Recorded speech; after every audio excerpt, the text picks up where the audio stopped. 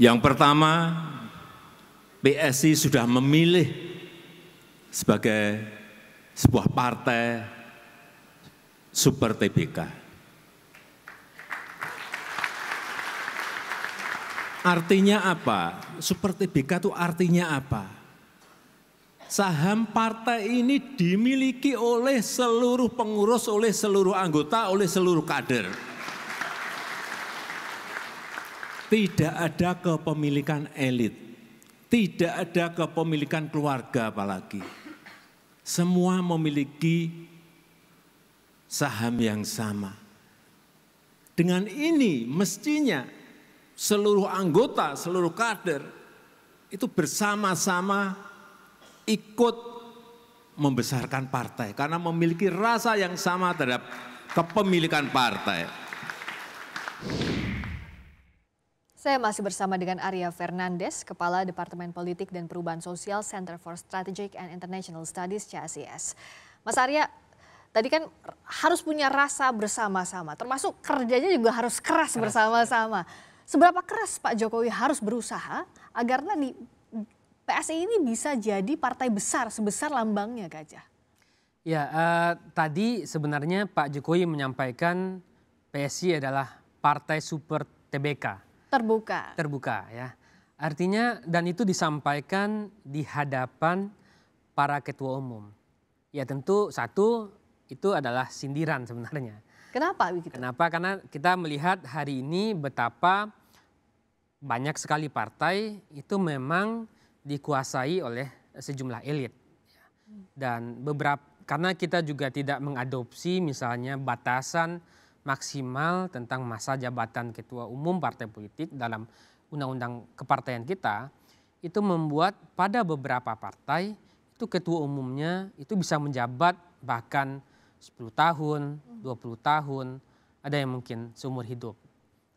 Tapi PSI ingin menunjukkan diri sebagai partai super TBK. Gitu ya. Tapi TBK ketua umumnya anaknya Pak Jokowi.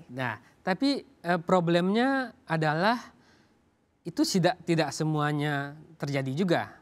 Misalnya, bagaimana seorang Kaisang yang ketika itu baru beberapa hari menjadi anggota partai, kemudian bisa menjadi ketua umum. Tidak menunjukkan juga bagaimana PSI membangun sistem kaderisasi yang jelas di internal partai, sehingga setiap orang punya kesempatan yang sama untuk menjadi ketua umum. Nah itu yang pertama. Yang kedua soal demokrasi internal. Kalau benar-benar PSI ingin menjadi partai super TBK, di mana setiap daulat anggota menjadi penting, itu harusnya demokratisasi internal juga terjadi.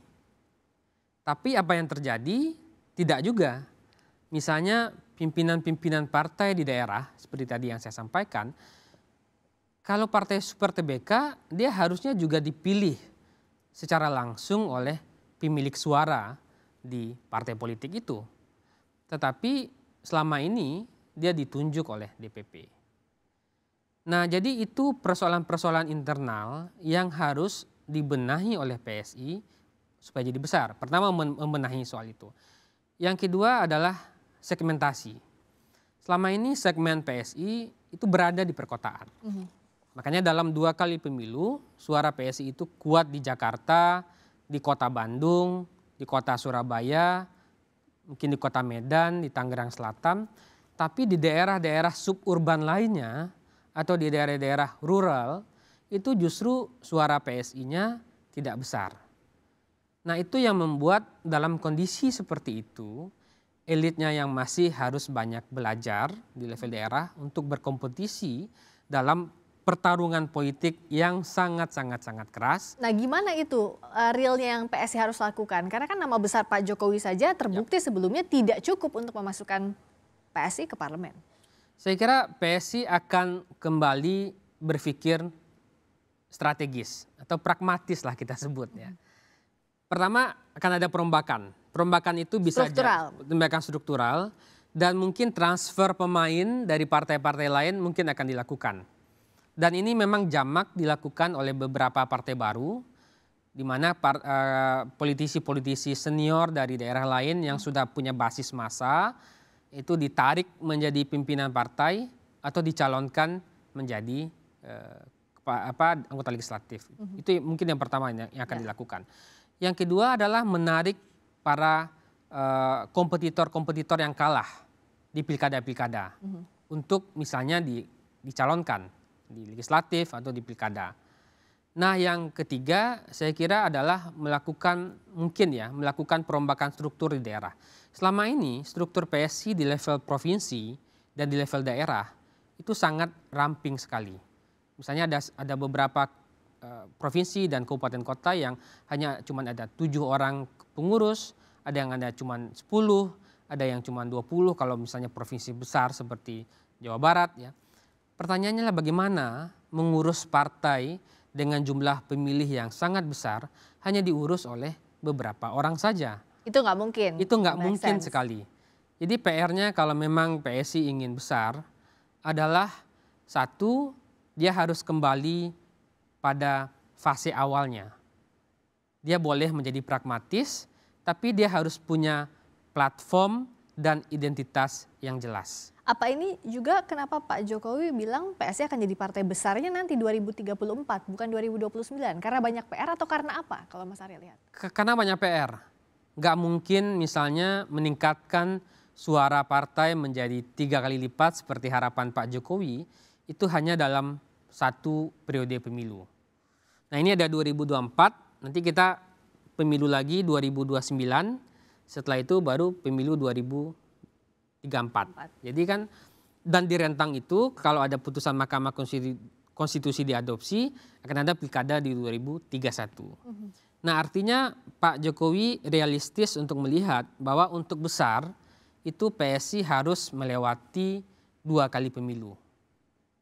Jadi 2019, 2029, dan 2034. Nah, pada masa itulah mungkin akan ada pembaruan-pembaruan yang dilakukan di internal untuk bisa mencapai setidaknya 6 atau 8%. Nah, baiknya Pak Jokowi di mana? Di struktur atau justru di luar aja? Tapi toh udah ada Mas Kaisang di dalam. Tergantung Pak Jokowi. Mana yang lebih menguntungkan?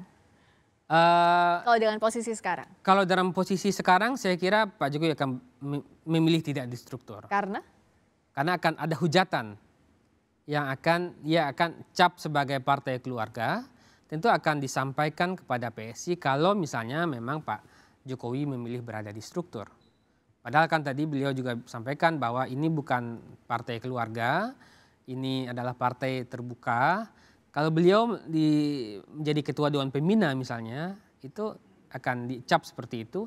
Dan dengan tidak saja berada di struktur, asosiasi PSI sejak lama juga sudah mengasosiasikan diri sebagai Pak Jokowi, saya kira. Kalau gitu kepentingannya Pak Jokowi apa di PSI yang Mas Arya lihat? Kepentingan pertama gini, tentu menyelamatkan Gibran. Menyelamatkan dalam arti kata menyiapkan infrastruktur politik yang jelas untuk Gibran. Kalau kita lihat dalam sejarah kepresidenan kita, presiden dan wakil presiden, sejak pemilu langsung 2004, itu wakil presiden selalu punya kendaraan politik yang jelas. Saya ambil contoh ya, Pak JK 2004 adalah ketua umum Partai Golkar. Ya. Oke. Tapi di periode kedua, karena Pak SBY-nya ketika itu sudah sangat kuat, sehingga beliau tidak memerlukan lagi seseorang yang berasal dari partai politik. Ya. Tapi Pak Budiono kan ketika itu juga kuat di kalangan kelompok masyarakat sipil karena dia adalah dosen dan gubernur BI dan kalangan usaha. 2014 ada Pak JK lagi, ya. 2024 ada Pak Ma'ruf Amin 2019 juga kuat karena support dari NU. Yang ingin saya katakan adalah wakil-wakil presiden kita itu tidak hanya punya support dari politik formal seperti menjadi bagian dari partai politik tertentu, tapi juga punya support dari kekuatan informal. Nahdlatul Ulama misalnya. Tapi wapres kita hari ini, Mas Gibran, tidak punya support itu. Nah, jadi kepentingan Pak Jokowi tentu adalah bagaimana mempersiapkan infrastruktur politik yang matang, yang mapan untuk karir politiknya Mas Gibran, Mas Kaisang juga. Kalau kita lihat di keluarga Solo itu kan hampir semua sudah berhasil. Gibran jadi wakil presiden, Bobi jadi gubernur Sumatera Utara, tinggal Kaisang yang belum, baru sebagai ketua umum tapi belum ada jabatan formal di politik, di pemerintahan. Jadi kendaraan politik untuk keluarga Pak Jokowi? Saya kira iya. Dan itu mungkin memang itu akan dilakukan. Karena bagaimanapun keluarga Solo butuh infrastruktur politik yang jelas. Karena itu kongres dilakukannya di Solo, Pak Jokowi yang memberikan speech utamanya, lalu juga ketua umumnya Mas Kaisang, ini sudah cukup menggambarkan bahwa ini adalah kendaraan politik untuk keluarga Pak Jokowi. Saya kira iya. Dan kalau kita lihat keluarga-keluarga politik di Indonesia juga menyiapkannya dengan cukup strategis.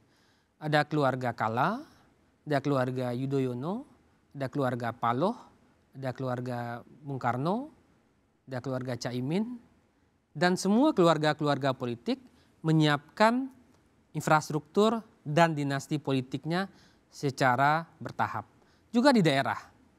Di daerah dinasti-dinasti politik, para keluarga-keluarga politik mencari peluang, mencari momentum untuk menyiapkan kendaraan politik bagi keluarganya. Dan ini lumrahkah dikatakan masih super TBK?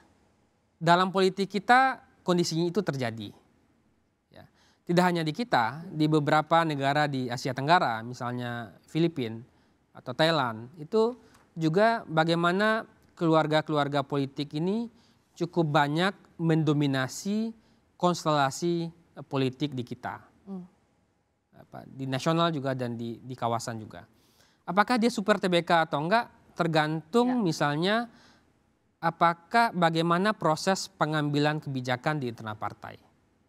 Apakah pengambilan kebijakannya itu memang demokratis atau ditentukan saja oleh satu atau dua orang. Tapi kalau yang muncul figurnya masih hanya itu-itu saja? Kalau tidak dilakukan perubahan itu TBK-nya hanya tinggal bisa jadi jargon saja saya kira.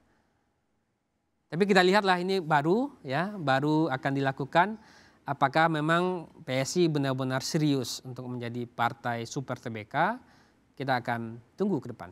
TBK atau dengan catatan